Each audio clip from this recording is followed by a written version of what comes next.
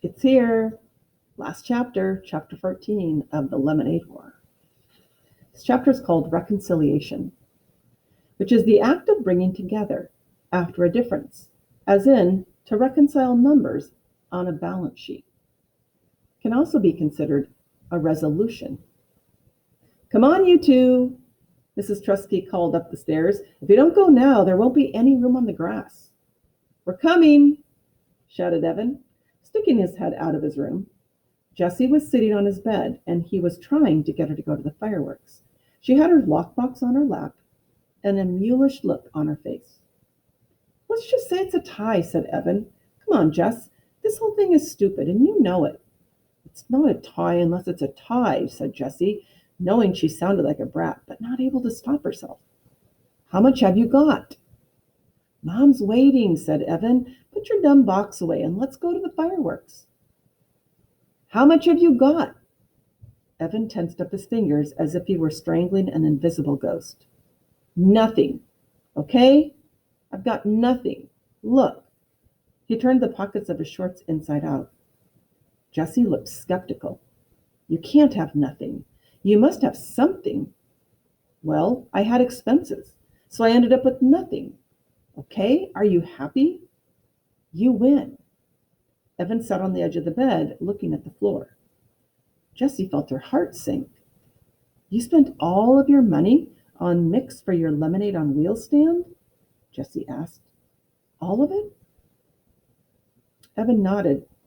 Jessie felt like crawling under the bed and never coming out. It didn't pay off so good, she whispered. There were a few bugs in the system, said Evan. That's a joke. Jessie would have loved, he thought, before the war. Now it was all just money and numbers and bad feelings. There was no room for laughing. Oh, said Jessie, her voice the size of an ant. She stared down at the box in her lap. I've got... She opened the lid of the lockbox, took out the change tray, and pushed aside all the scraps of paper she had collected and the comment card for Megan. She stared.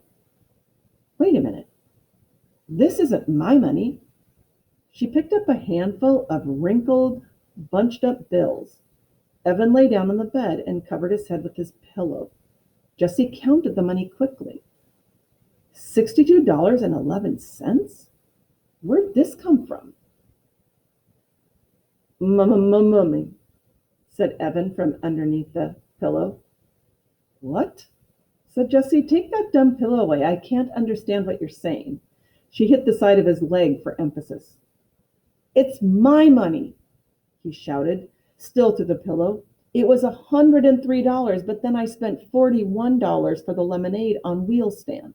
So now it's just $62. Your money? But where's my money? Evan pulled the pillow away from his face. His eyes were closed. His nose pointed at the ceiling. He folded his arms across his chest like a dead man. I took it. Well, give it back, said Jessie. This time she hit the side of his leg for real.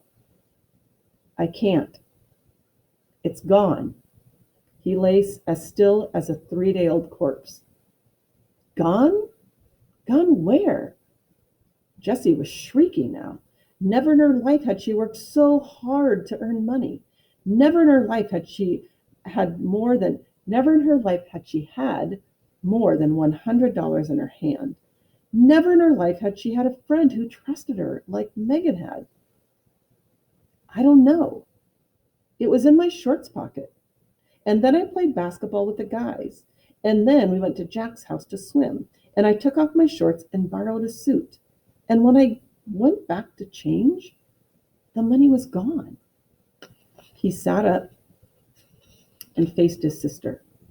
I'm really sorry. In a real war, you fight. You fight with your hands and with weapons. You fight with anything you've got because it's a matter of life and death. Jessie felt the loss of her hard-earned money like a death, and she ripped into Evan with all the power in her body. She punched him, she kicked him, she threw her lockbox at him.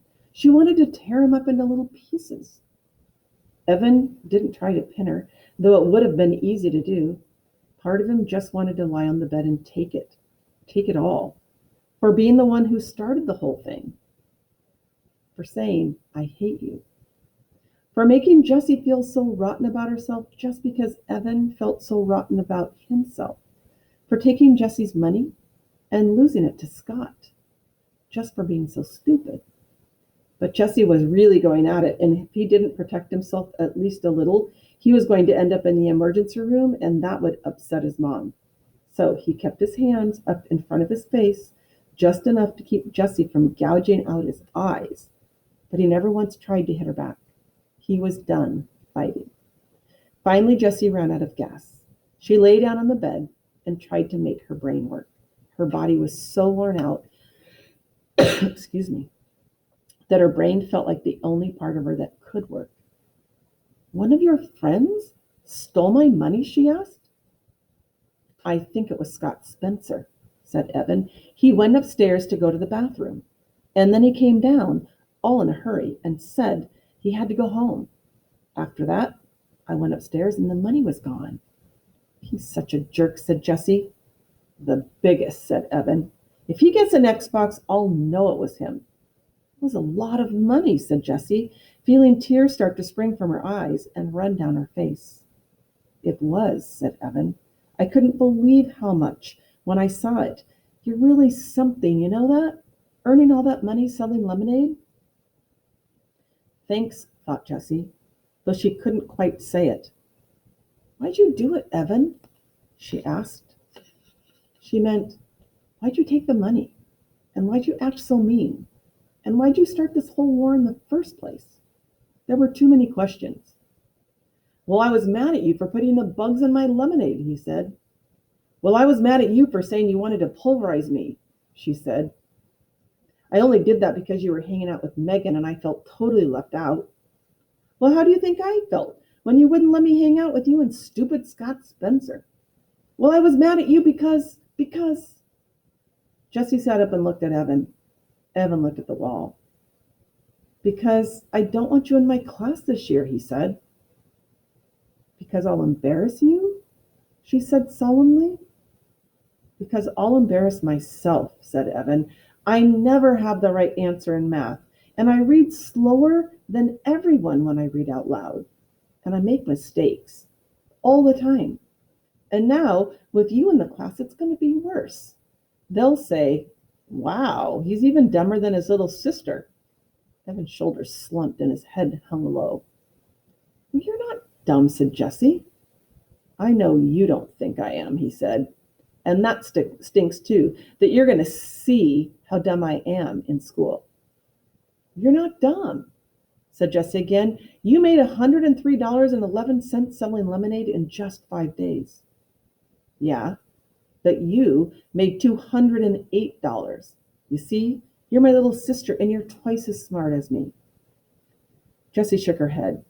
Half that money is Megan's. She just gave it to me to give to the Animal Rescue League. I only made $104.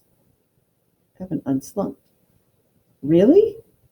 Jessie nodded yes. So you made $104 and I made $103.11, said Jessie. So it really was a tie, said Evan. No, said Jessie, I won by 89 cents. But, I mean, come on, said Evan. After all that, it was practically a tie. No, said Jessie, it was close, but I really won. Wow, well, we pretty much tied, said Evan. Jessie decided to let it go. For the first time in 4 days, she didn't care about who had more and who had less. Besides, she was waiting to see how long it took before Evan figured it out. Not long. Holy crud, he said suddenly. I lost Megan's money too? $104 of her money? Oh, crud. He threw himself back on his bed and covered his face with both arms. Neither of them said anything for a long time. Finally, Jessie broke the silence. I'm really sorry that I put the bugs in your lemonade. Thanks, said Evan. I'm really sorry I took your and Megan's money. We shouldn't have done any of this, Jessie said. waving her hand at the money on the bed. "It ruined the end of the summer." "Yeah, the whole summer's been crud," said Evan. "Well, not the whole summer, just the last 5 days. Remember when we went to Bar Harbor and we swam in the pond?" Jessie couldn't stand Evan thinking their whole summer together had been crud.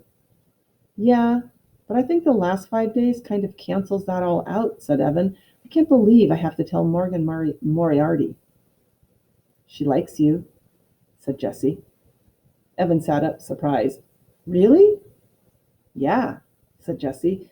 "I don't get it either, but she's always asking what you're doing and if you can play and stuff." "Why do you think she does that?" "Cool," said Evan, smiling. "So you guys are friends?" "Yeah," said Jessie. "We're good friends."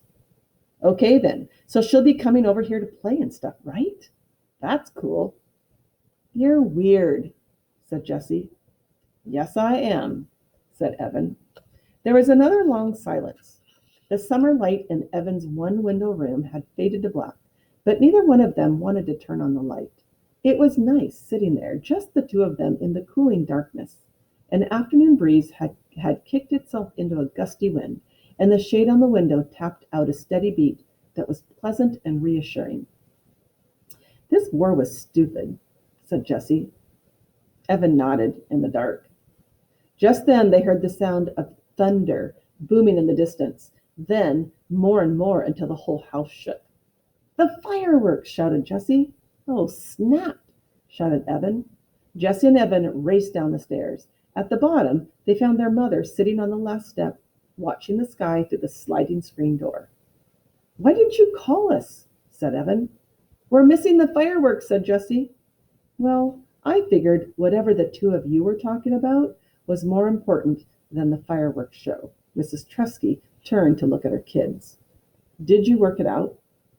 Evan and Jessie nodded, just as a Roman candle exploded in the sky. "Not a bad seat," said Mrs. Tresky, patting the step. "Enjoy." For 20 minutes, the night sky was alive with wagon wheels, party-colored dahlias, and whistling glitter palms. Evan, Jessie, and Mrs. Tresky sat watching, silent, but for the occasional "ooh" and "ah" that seemed to escape from their lips like hissing air from an overblown tire. When the last of the fireworks bloomed and then faded, Evan, Jessie, and Mrs. Tresky sat in the darkness waiting. No one said anything for several minutes, and then Jessie whispered, "It's over." Yes, it was over. "Wait," said Evan. "What was that?" "What?" asked Jessie, straining her ears. "Listen." In the distance, a boom and a rattle. "More fireworks," said Evan, staring up at the dark sky. "Where? I don't see them," said Jessie. All of a sudden, the sky split in two as lightning sliced the night. An explosion of thunder rolled through the house, rattling the windows and pictures on the walls. Rain poured from the sky as if a gigantic faucet had been twisted on. "Yow!" shouted Mrs. Tresky, leaping up from the step. "Battle stations!" Every window in the house was wide open, so Evan, Jessie, and Mrs. Tresky ran from the top floor to the bottom, shutting windows and sopping up the puddles. The rain came down with the fury and impatience of a 2-year-old having a tantrum. As he closed the window in his room, Evan could hear the gurgle of the gutters, choking on the downpour. "One thing ends, another begins," said Mrs. Tresky, meeting Jessie and Evan on the stairs. She raised her index finger, like a wise philosopher. "Fireworks, rainstorm." Jessie raised her index finger. "Summer, school." Evan raised his index finger. "War, peace." Then they laughed, because it was silly, the three of them acting like wise philosophers standing on the stairs. That night, before she closed her door, Jessie whisper shouted to Evan, who was already in bed, "Hey, I've got an idea about getting Megan's money back." And that is the end of that story. So it ends with an idea. So, and of course, we're probably kind of left hanging like, wait, Scott Spencer, did he take the money? So stay put. Let me walk back to the bookshelf and I'm going to get the next book.